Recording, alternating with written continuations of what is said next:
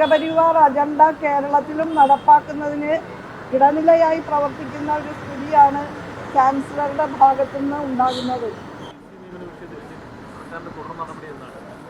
സർക്കാർ നിയമപരമായിട്ട് മുന്നോട്ട് പോകാണ്.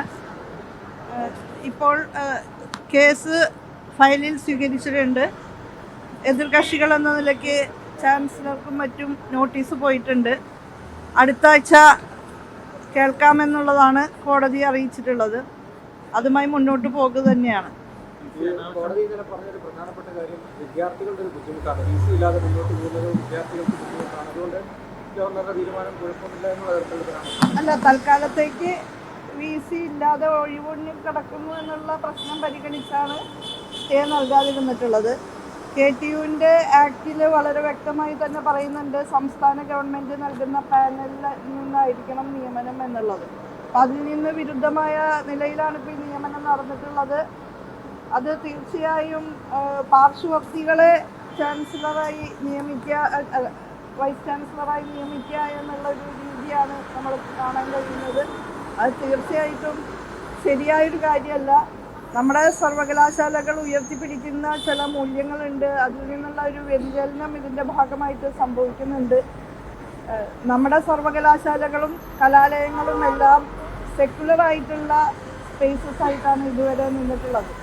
അതങ്ങനെ തുടരേണ്ടത് വിദ്യാഭ്യാസ മേഖലയിലെ ജനാധിപത്യപരമായിട്ടുള്ള അവകാശങ്ങളുടെയും സാമൂഹ്യനീതി സങ്കല്പനങ്ങളുടെയും ഒക്കെ സംരക്ഷണങ്ങളുടെ ഭാഗമായിട്ട് അനിവാര്യമായൊരു ചുമതലയാണ്. അപ്പോൾ അതുകൊണ്ട് സർക്കാർ കഴിയാവുന്നിടത്തോളം നിയമപരമായി മുന്നോട്ട് പോകാൻ തന്നെയാണ് തീരുമാനിച്ചിട്ടുള്ളത്. അത് വളരെ സുവ്യക്തമായ കാര്യമല്ലേ? ഇത് വളരെ മുമ്പ് തന്നെ വ്യക്തമായിട്ടുള്ള കാര്യമാണ്. ജനങ്ങൾക്കെല്ലാം ഇന്ന് ഇത് തിരിച്ചറിയാൻ സാധിക്കും. കാരണം നിരന്തരം ഈ രീതിയിൽ വളരെ ബാലിശമായ നിലയിലാണ് കാര്യങ്ങൾ കൈകാര്യം ചെയ്തു പോകുന്നത്. അത് നമ്മുടെ ഉന്നത വിദ്യാഭ്യാസ മേഖലയ്ക്ക് ഗുണമല്ല ചെയ്യുക.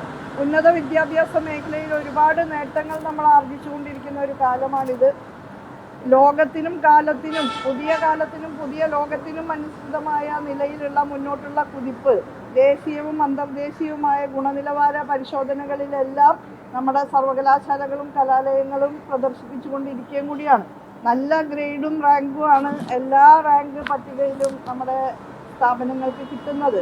അത്തരം ഒരു സാർത്ഥകമായ ഇടപെടൽ നടന്നുകൊണ്ടിരിക്കുന്ന സന്ദർഭത്തിൽ അതിനെ ബ്ലോക്ക് ചെയ്യുക എന്നുള്ളത് കൂടി ഈ ഒരു ഉദ്ദേശമാണ് എന്നുള്ളത് വ്യക്തമായ കാര്യമാണ്.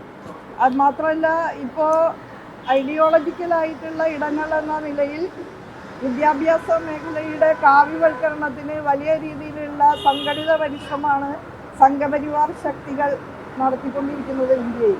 കേന്ദ്ര ഗവൺമെൻറ്റിന് അതിന് വലിയ പിന്തുണയും നൽകുന്നുണ്ട്.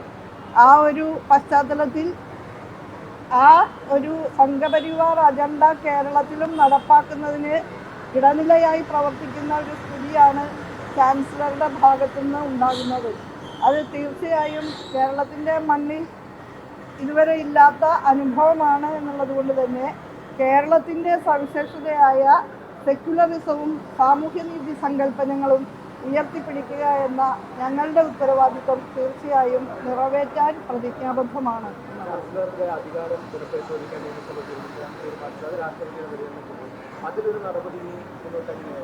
സുപ്രീം കോടതിയിൽ നടന്നവരാണല്ലോ കേസ്. രാഷ്ട്രപതിയുടെ പരിഗണനയ്ക്ക് അയച്ചത് ഇവിടെ കുറേ മാസങ്ങളല്ല, ഒരു വർഷത്തിലേറെ കാലം അത് രാജ്ഭവനിൽ അടവച്ചു ഇരുന്നതിന് ശേഷം മാത്രമാണ് സുപ്രീം കോടതി കേസ് പരിഗണനയ്ക്ക് എടുക്കുന്നതിൻ്റെ തലേന്നാണ് വളരെ തിരക്ക് പിടിച്ച് അത് പ്രസിഡന്റിനെ അയച്ചിട്ടുള്ളത്. അപ്പം ആ രീതിയിലൊക്കെയുള്ള കാര്യങ്ങൾ, അതിൻ്റെ ഉള്ളുകള്ളികൾ, അതിൻ്റെ പിന്നിലുള്ള രാഷ്ട്രീയ അന്തർനാടകങ്ങൾ ഇന്ന് മറനീക്കി പുറത്തു വന്നുകൊണ്ടിരിക്കുകയാണ്. ഗോൾവാൾക്കറിൻ്റെ ചിത്രത്തിനു മുമ്പിൽ നമസ്കരിച്ചുകൊണ്ട് ചാർജ് എടുക്കാൻ വരുന്ന വൈസ് ചാൻസലർമാർ ഏത് നിലയിലാണ് പ്രവർത്തിക്കുക എന്നുള്ളത് നമുക്ക് ആശങ്കയുളവാക്കുന്ന കാര്യം തന്നെയാണ്. ഈ MG യൂണിവേഴ്സിറ്റിയിലെ ജ്ഞാന വിഭാഗം ഡയറക്ടറായിരുന്നു നന്ദകുമാർ കളരിക്കെതിരെ ഒരു വിദ്യാർത്ഥി നൽകിയ ജാതി വിവേചന കേസ്, ആ കേസ് ഇപ്പോൾ ഹൈക്കോടതി റദ്ദാക്കിയിരിക്കുകയാണ്.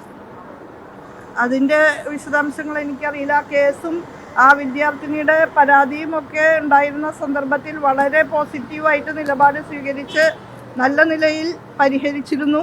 അതിനുശേഷം ഇപ്പം എന്തെങ്കിലും ഡെവലപ്മെന്റ് ആ വിഷയത്തിൽ ഉണ്ടായോ എന്ന് അറിയില്ല.